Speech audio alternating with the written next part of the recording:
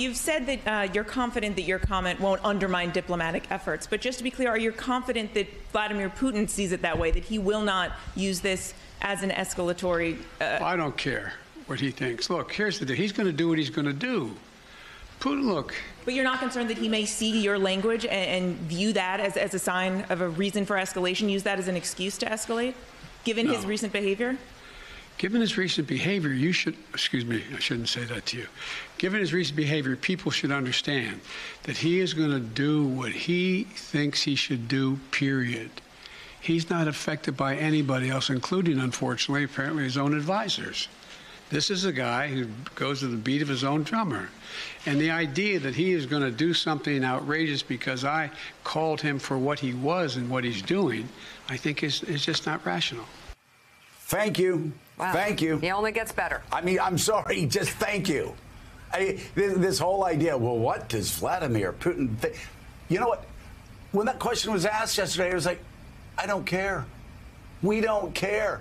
We've been trying to figure out what Vladimir Putin thinks, and then he invades Ukraine. We've been trying to figure out what Vladimir Putin thinks, and then he bombs children's hospitals. We've been trying to figure out what Vladimir Putin thinks, and then he bombs maternity wards. Then he bombs cancer hospitals. Then he bombs civilian homes. They target. Who cares what he thinks? Yeah, let me say that again. Who cares what he thinks? It's time for him to start worrying about what we think, what the President of the United States thinks, what the Congress thinks, let's just call it what it is, what the indispensable power for freedom and democracy on the planet thinks, and how we work with our friends and allies in Europe. Who cares what he thinks at this point? Seriously, who cares? I swear, I understand the questions. They need to be asked. I understand why they need to be asked. They're all important questions for journalists to ask. All right?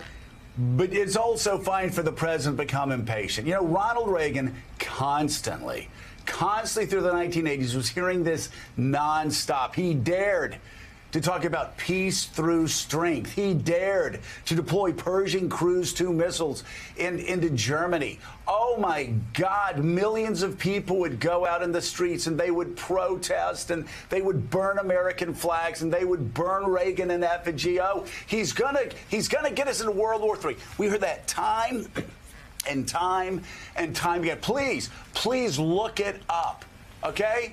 Go back and do some checks about what people said about Ronald Reagan when he took a strong position and called the evil empire what it was, an evil empire. Diplomats were shocked and stunned and deeply, oh, this is terrible. Now we can never negotiate with that. No, actually, Reagan was right. We won the Cold War. I know a lot of people on the left love to say, oh, it only happened because Mikhail Gorbachev. No, it only happened because the United States of America and Ronald Reagan and our NATO allies pushed them into a corner that they couldn't get out of. Economically, militarily, politically, and every other way. That's happening now. For 20 years, we've had presidents that have allowed Vladimir Putin to push the world around. That stopped. That stopped. And by the way, if Joe Biden sees refugees, if he sees mothers, if he sees orphans, if he sees family members who lost a Holocaust survivor in this round of bombing, yeah, I hope he gets emotional. And I hope he calls him what he is. Look at the man. Look at the man on your screen. You know what he is? He's a butcher. He's a butcher of babies. He's a butcher of grandmothers. He's a butcher of Holocaust survivors. He literally, as Dr. Brzezinski wrote in the early 1980s, Russians, they're weak. So they go and find weaker countries to go into. And they try to wipe them out, as Dr. Brzezinski said, biologically. He's committing war crimes.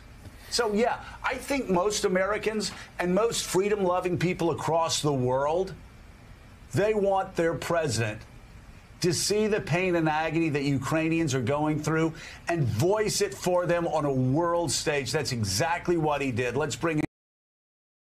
Hey, thanks so much for watching our YouTube channel. You can follow up on today's top stories and breaking news, or catch up on your favorite MSNBC shows all in one place. Download the NBC News app today.